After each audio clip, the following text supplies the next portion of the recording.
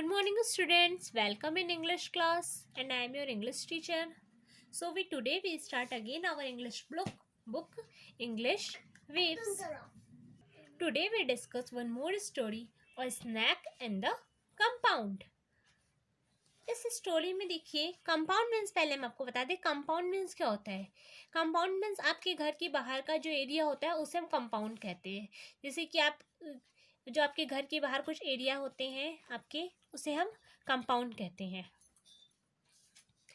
इस स्टोरी में ये एक केशव नाम का एक बच्चा है, उसी की ये स्टोरी है, जिसे एक स्नैक और एक केशव की स्टोरी है ना। एक उसके कंपाउंड में एक स्नैक आ जाता है और ना वो बी उसको काट लेती है उस बच्चे को, लेकिन उसके घर वाले सोचते हैं, उसके जो ग्रैंड मदर ग्रैंड फादर रहते हैं वो सोचते हैं कि उसे स्नैक काट लिया है और उसे उस स्नैक बाइट के लिए उसे क्योर कराते हैं, मतलब उसका इलाज भी करवा देते हैं।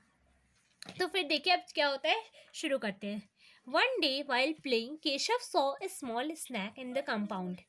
एक दिन खेलते वक्त केशव ने एक छोटा सा स्नैक देखा, सांप देखा। It was crawling along slowly, but when it saw, it moved away quickly. वो पहले धीरे धीरे, क्रॉलिंग का मतलब होता है रेंगना, वो पहले धीरे धीरे रेंग रहा था, लेकिन जब केशव ने उसे देखा तो वो जल्दी जल्दी भागने लगा। And hide himself in a coconut shell, और खुद को एक कोकोनट शेल मतलब होता है जिसमें कि नारियल का जो होता है ना खोपड़ी, जिसमें पानी भरा होता है, उसका जो उसमें जब वही जो खोपड़ी होता है उसी को कोकोनट शेल कहते हैं। हाँ, तो उसी में जाके वो स्नैक छुप गया। Keshav quietly went near the shell and close its mouth with a stone. Keshav तुरंत एकदम शांति से जाके उस शेल को और उसके जो माउथ रहता है कटा हुआ उसको क्लोज कर दिया, स्टोन से, एक पत्थर से क्लोज कर दिया, मतलब वो सांप उसके अंदर, वो स्नेक उसके अंदर बंद हो गया। Then he took the shell and ran inside the house to grandmother, और फिर वो उस शेल को लेके अपने ग्रैंड मदर के पास गया, अपने घर में गया ग्रैंड मदर के पास, है ना। तो फिर अपने ग्रैंड मदर से बोला, लुक ग्रैंड माँ, तेज से चिल्लाया, ये देखिए grandma, I have caught a snake, मैंने एक सांप पकड़ा है। स्नैक आज जिस ग्रैंड माँ इन अलार्म, वो अलार्म हो गई, अलार्मिंग वे में बोली कि स्नैक, आश्चर्यचकित होके, शी वॉज शॉक्ड, वो शॉक हो गई थी। शी क्राइड फॉर हेल्प, और वो चिल्लाने लगी मदद के लिए। ग्रैंड फादर केम रनिंग, और ग्रैंड फादर दौड़ते हुए आए। When he learned that Keshav had a snack in the shell, he snatched the shell and threw it away. जब उन्होंने ग्रैंडफादर ने जाना कि केशव एक स्नैक लिया है, शेल में स्नैक लिया है, तब उन्होंने तुरंत उससे वो शेल ले लिया और उससे जाके बाहर फेंक दिया। द फ्राइटेंड स्नैक, डरा हुआ snake, crawled away and disappeared behind the bushes, और उसमें से स्नैक निकल के बुशेस के पीछे छुप गया, डिसअपियर हो गया, मतलब गायब हो गया बुशेस में। Grandfather warned Keshav not to go near the bushes because the snake was there, और ग्रैंड फादर ने केशव को वॉर्न भी कर दिया कि वो बुशेस के मतलब घास के पास न जाए, वहाँ पे स्नैक होगा। Later in the evening, Keshav was playing in the garden and trying to catch a bee, and it stung him on his finger. अब देखिए शाम को केशव खेल रहा था गार्डन में, तभी उसने एक सोचा, वो एक बी थी भाई, मधुमक्खी थी, उसने सोचा कि मैं उस मधुमक्खी को पकड़ लूँ। तभी उस मधुमक्खी ने केशव के हाथ पे, केशव के एक फिंगर पे स्टंग कर लिया, मतलब डंक मार दिया, काट लिया। He felt a sharp pain, उसे बहुत तेज दर्द हुआ। He ran to grandmother, वो फिर से वो दौड़ते दौड़ते अपने ग्रैंड मदर के पास गया and told her that he had been bitten and wanted her to do something to stop the pain. उसने खाली इतना बताया कि उसे काट लिया है और उसे कुछ उस पेन को स्टॉप करने के लिए कुछ करना होगा। उसने ये नहीं बताया अपनी ग्रैंड मदर से कि उसे क्या काटना है, बस उसने बोला ही हैड बी बिटेन, बस उससे कुछ काट लिया है। Wanted her to do something to stop the pain, और उसे कुछ चाहिए, उस बहुत दर्द हो रहा है, उसे स्टॉप करने के लिए कुछ चाहिए, दर्द खत्म करने के लिए कुछ। ग्रैंड मदर ने सोचा that he had been bitten by a snake, grandmother ने सोच लिया कि उसे स्नैक ने काटा है। She called out to grandfather to come quickly and see him, और ग्रैंड मदर ने ग्रैंडफादर को बुलाया तुरंत और बोला कि आप इसे देखिए, शायद इसे स्नैक ने काट लिया है। फिर देखिए क्या होता है, grandfather come at once, he looked at Keshav's finger and saw a blue mark. Grandfather तुरंत आते हैं और केशव की फिंगर को देखते हैं और उन्हें एक ब्लू मार्क दिखता है। Without a word he took him in his arms and started running. बिना कुछ बोले वो केशव को लेके दौड़ने, अपने आर्म में ले लेते हैं, गोद में उठा लेते हैं और दौड़ने लगते हैं। He ran across the garden and through the paddy fields. वो गार्डन से, पैडी फील्ड्स से होते हुए ही रैन एंड रैन, दौड़ते दौड़ते, and did not stop until he reached a small house quite some distance away from their home।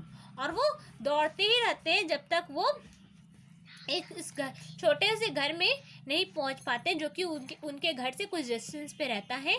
वहाँ जब तक वो नहीं पहुंच लेते तब तक वो दौड़ते ही रहते। Then he shouted for the man who lived in the house. Then फिर वो एक उस घर में एक आदमी रहता है, उसे वो बुलाते हैं। An old grey heard man came out of the house. एक बूढ़ा ग्रे हेयर्ड मतलब जिनका हेयर ग्रे हो गया है, came out of the house, घर से बाहर आता है। He knew the cure for snake bite. और वो सांप के काटने का इलाज जानता रहता है, क्योर जानता रहता है। Grandfather asked him to cure Keshav. ग्रैंडफादर उनसे बोलते हैं कि केशव का इलाज कर दीजिए। The old man took him inside। Old man उसे अंदर ले जाता है। he looked at Keshav's finger and then asked him to sit down। वो उसके जो मैन रहता है, ओल्ड मैन रहता है, वो केशव के फिंगर को देखता है और उससे बोलता है कि बैठ जाओ, एंड नॉट टू मूव, और मूव मत करना, हिलना मत। ही sat on grandfather's lap। और वो ग्रैंडफादर की पालथी पे बैठ जाता है। The old man then took some water in a small brass vessel। फिर जो ओल्ड मैन रहते हैं वो कुछ पानी लाते हैं एक छोटे से तांबे के बर्तन में। Set it front of them and started reciting some verses। और फिर वो उसके सामने बैठ जाते हैं और कुछ वो वर्सेस मतलब होता है कुछ अपने मन में बोलने लगते हैं मंत्र। Keshav wanted to tell them. Keshav बताना चाहता है कि that it was a bee not a snake. वो मधुमक्खी थी, कोई सांप नहीं था। That had bitten him. जो उसे काटा है वो एक मधुमक्खी थी, कोई सांप नहीं था। However, grandfather held him tight and did not allow him to talk। लेकिन ग्रैंडफादर उसे इतना जोर से पकड़े होते हैं और उसे बोलने भी नहीं देते हैं। Grandmother too had arrived. और ग्रैंड मदर भी वहाँ पे आ जाती हैं कुछ लोगों के साथ। They looked sad and stood silently watching Keshav. और वो भी सब लोग दुखी होके केशव को चुपचाप देखते रहते। By this time the pain in his finger had stopped. अब उसके फिंगर का पेन भी, दर्द भी खत्म हो गया था। Still he had to sit there to get cured for the snake bite. तब भी फिर भी उसे वहाँ पे स्नैक बाइट का ट्रीटमेंट मिल रहा था, उसे इलाज हो रहा था। सब लोग, कोई उसका बात नहीं सुन रहा था कि उसे स्नैक बाइट ने नहीं, उसे स्नैक ने नहीं बल्कि बी ने काटा है। आफ्टर अ फ्यू मिनट्स, कुछ देर बाद, the old man got up. Old man खड़े हुए। They washed his finger and gave him some water to drink.